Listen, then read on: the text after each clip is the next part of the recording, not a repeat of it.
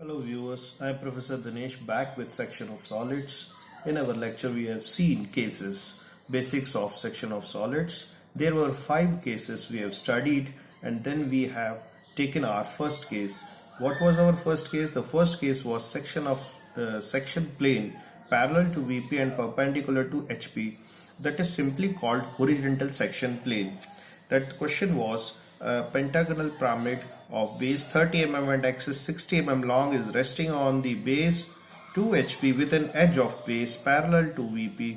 A horizontal section plane cuts the pyramid and the axis and bisects the axis. Draw its front view and sectional top view. Now we have focused the solution and question in our last lecture, in our last video.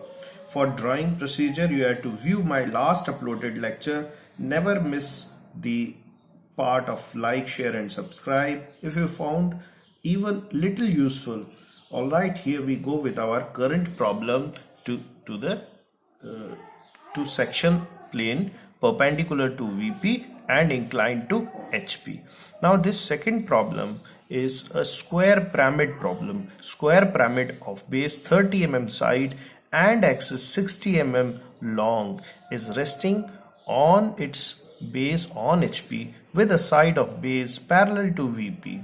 Now here completes the projection of solid problem कि projection of solid में क्या आएगा. Then it comes section plane का problem. It is cut by a section plane which is perpendicular to VP and it is bisecting the axis with an inclination of 60 degree to the HP. Now we have to draw a front view and a sectional top view. This was the question which we have seen just now.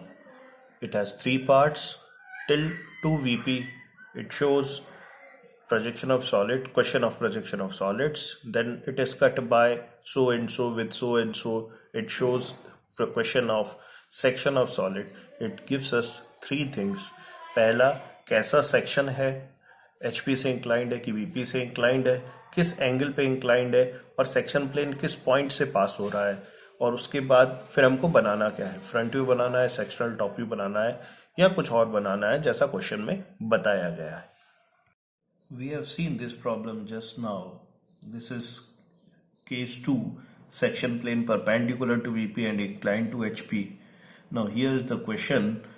Square pyramid of base 30 mm side and axis 60 mm long is resting on its base on HP with the side of base parallel to VP.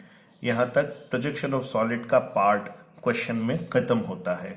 Now section of solid का part शुरू होता है. It is cut by section plane जो कि perpendicular है VP के, 60 degrees HP के inclined है और कहां से पास हो रहा है, ये बाइसेक्ट कर रहा है एक्सिस को, माने मिड पॉइंट से पास हो रहा है. तो इसका फ्रंट व्यू और सेक्शनल टॉप व्यू बनाइए. यहां हम सबसे पहले प्रोजेक्शन ऑफ सॉलिड का पार्ट ड्रॉ कर रहे हैं जिसमें हमको स्क्वायर पिरामिड को टॉप से चालू करना पड़ेगा. हमारा काम जो है वो टॉप व्यू से चालू होगा. वो इसलिए क्योंकि जो कि बेस है स्क्वायर पिरामिड का वो एचपी पे रेस्ट कर रहा है, तो काम मेरा टॉप व्यू से चालू होगा. अब इसका बेस कैसा दिखेगा, ऑब्वियसली स्क्वायर. तो वो स्क्वायर मुझे कैसा रखना है, दो तरीके से रखा जाता है, एक इक्वल इंक्लाइंड और एक side parallel to X Y. तो ये कैसे पता पड़ेगा, इसने बोला है side of base parallel to VP, माने side of base parallel to VP माना एक्स वाई के पैरेलल रखना पड़ेगा. एक्स वाई के पैरेलल मैंने 30 mm की साइड रखी जो कि लेंथ मुझे गिवन थी. देन इसके 90 डिग्रीज पे मैंने ये फॉर्म किया, एक स्क्वायर बनाया, डायगोनल मैच किए. अब ये डायगोनल मुझे क्या बता रहे हैं, ये स्लांट एजेस बता रहे हैं, OA, OB, OC, OD और 30 mm मैंने साइड मार्क कर दी है. अब मैं इसका फ्रंट व्यू ट्रेस करूंगा.